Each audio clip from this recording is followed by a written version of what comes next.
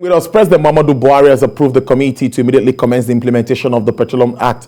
We said this earlier, and the Minister of Petroleum Resources, the State of Petroleum Resources, Timothy Sylvia, will chair that committee, and he gave the approval on Wednesday while giving the remarks on the act, which he assented to 2 days ago. Also at that meeting, the President of the Senate, Mr. Ahmed Lawan, also made his position known, speaking with regards to the host community issues and other. Take a listen to what Minister Silva has to say with regards to the community issues. The 3% in the bill. For us in the Niger Delta, I asked them,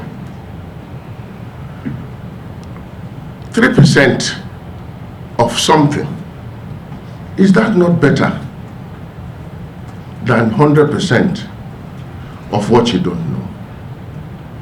What we want to achieve, the philosophy behind this bill, is to attract investors to Nigeria, to produce as much of this crude in the ground as possible. Now, that is what we want to achieve. So we must measure everything against this philosophy. All right, there, that's impressive. Minister of State for Petroleum Resources. I have joining me to give more understanding to this is a partner at Tax and Regulatory Services at Deloitte and Touche. Mr. Olumide Esan is joining us from the United Kingdom. Thank you very much, Mr. Esan. It's good to see you. Thank you, Tulu, for having me. Good afternoon. Yes, like the minister says, 3% of something is better than 100% of nothing. The president has set up a steering committee immediately to do this in 12 months. That's implementing the PIB. It's a 2-in-1 question. How does all of this come to you in its entirety? Right, thanks, Tulu. I should start again by congratulating, all Nigerians. This has been in the works for over 20 years now, starting with the Obasanjo administration when he set up the Oil and Gas Industry Committee in 2000. And so we've had different versions of the bill. Initially, the bill started as natural gas bill called NACFRA, and then it morphed into PIB, and then we'll be having different versions of the PIB. So it's a great achievement to have this finally enacted into law.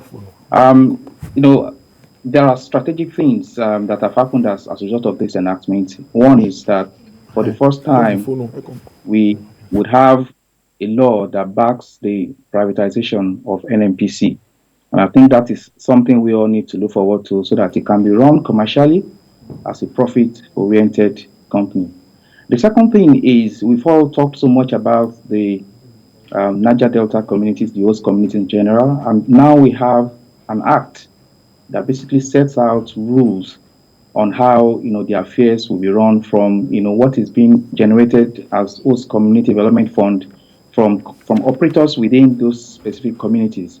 We have the rules around the establishment of board of trustees, the preparation of accounts, the spending of 75% on development projects, 20% into reserves, and the like. So that is the second big thing, that has happened. Number 3, we have now a drive through this act to separate along lines of expertise, the regulation of the oil industry. One, we're going to have the Nigerian Upstream Regulatory Commission that would focus on upstream issues from acreage licensing to abandonment and decommissioning supervision. And then we have a dedicated Nigerian Midstream and Downstream Petroleum Regulatory Authority that will focus on midstream and downstream licensing, refineries, storage, retailers, and all of that.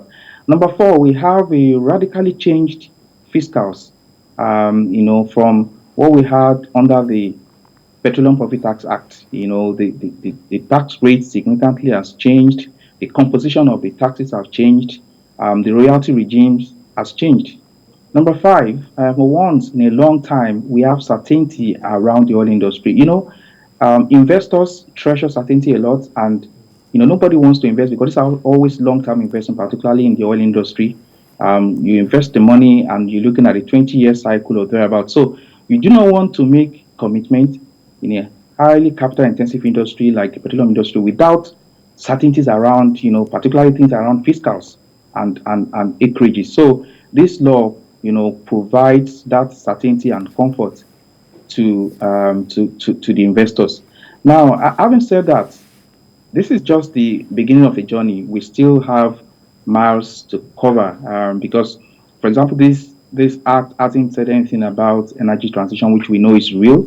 We're not going to be able to, as a nation, control the pace of energy transition. But so I think with time, we will continue to tweak this act to accommodate those other issues. Look, for a country like ours that is, in terms of OPEC ranking, we're sixth. And that's to tell you how significant resources we have, the resources we have in our country. Over the years, we've lost, maybe close to $50 billion in investment because we could not get our act together. We could not get this bill into becoming an act. That was recent statistics that between 2015 and 2019, over $70 billion that came into the oil sector in sub-Saharan Africa. Nigeria got, just about $3 billion. Which represents an amount under 5%. So that's to tell you how investors have lost appetite over the years. Now, these are all reasons to celebrate the passing of the Petroleum Industry Act.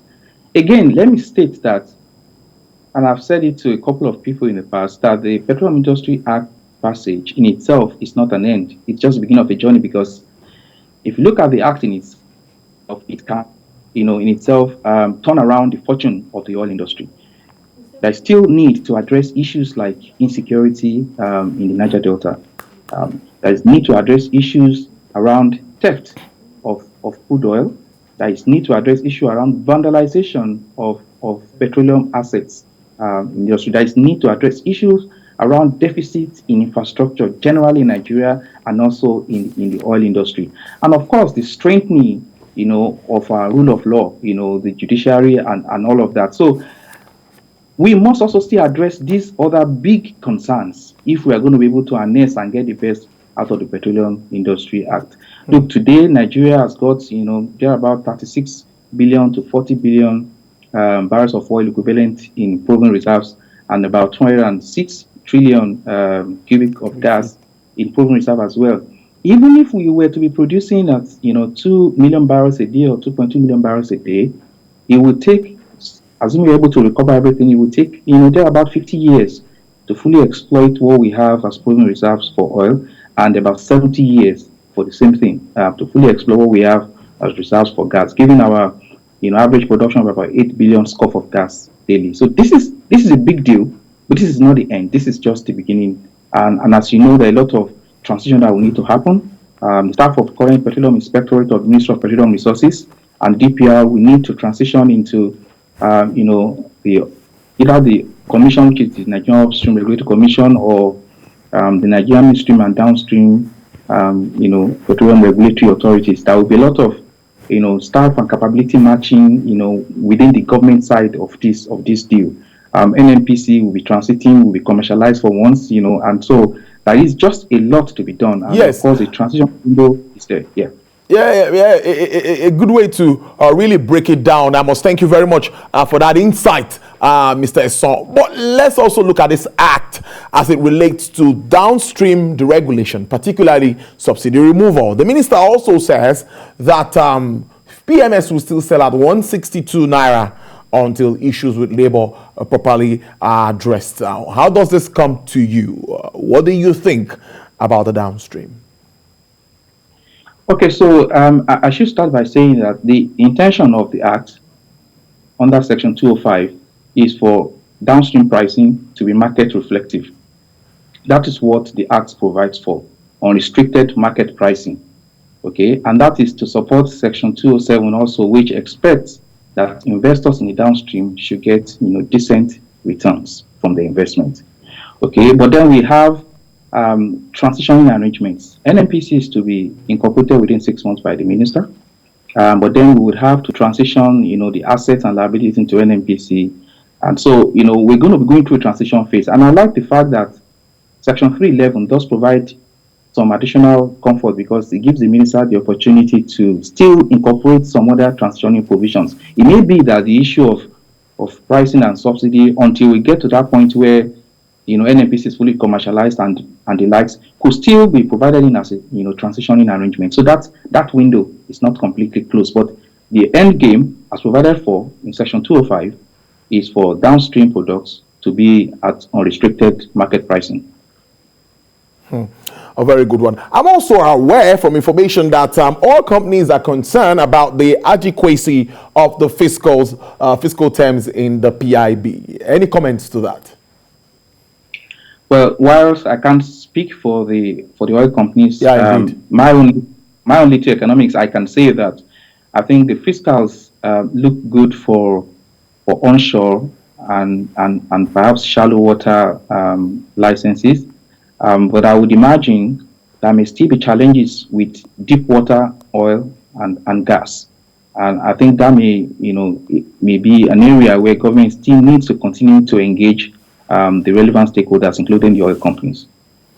OPEC is also commending Nigeria and said this will open way for new investments in the oil and gas industry. Now, we've been in the limbo for like 20 years. If we look at that, with non-passage of this legislation, finally it's becoming an act. What have we lost if we are to quantify? Is it possible? What have we lost?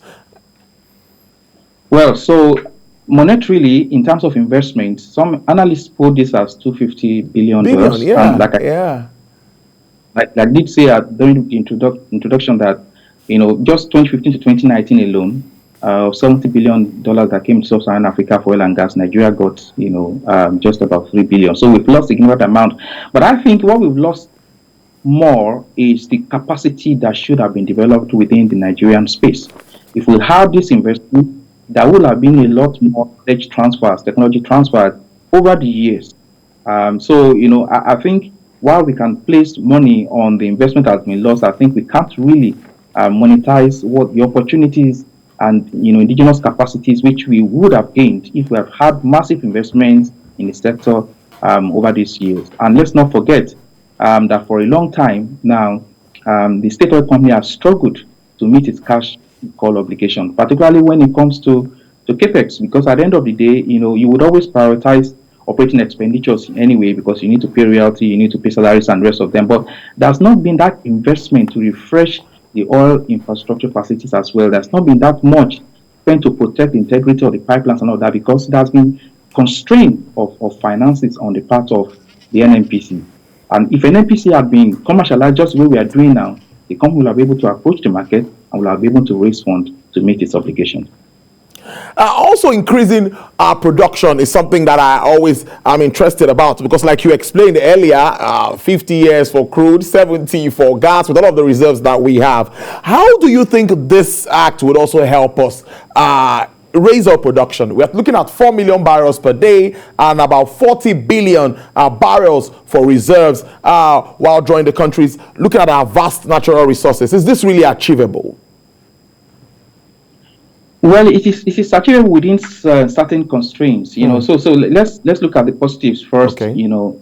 It's expensive to invest in the oil industry. Yes. And confronted with the marriage of issues that we have, including insecurity, theft, debt of infrastructure, and financing, and the likes, that creates a challenge. However, I think what we need to do is to make up our minds as a nation whether we want to grow our oil asset or we want to grow our gas asset, because I think in the near future gas may become more relevant. We are even a gas province. We've got more gas than we've got oil. So we can certainly, but government will need to be deliberate about this and about the investment opportunities that are throwing up. A lot more transparency around acreage licensing and the rest of them. And so perhaps we need to go on roadshow again to attract investors to come and invest. Let's be mindful that we are in energy transition phase now, as part of the world. So we must be mindful that with time, the lenders increasingly will be biased towards renewables than fossils, and that means the cost of fund would go up, and of course that means reduction in the ultimate profits to the investors. So, but if there is a will, there will be a way to actually attract more investments into the Nigerian petroleum sector. We can grow what we have. Of course, if we do not have, for example, OPEC restriction as a result of COVID-19, which has impacted consumption and demand around the world. All right, it's a good way to leave it. I must thank you so much for your time. I've been speaking to Mr. Olumide Esan, who's a partner tax and regulatory services at Deloitte and Touche. He joined us live from the UK. Thank you very much for spending your afternoon with us. We appreciate this. My pleasure, Tolu.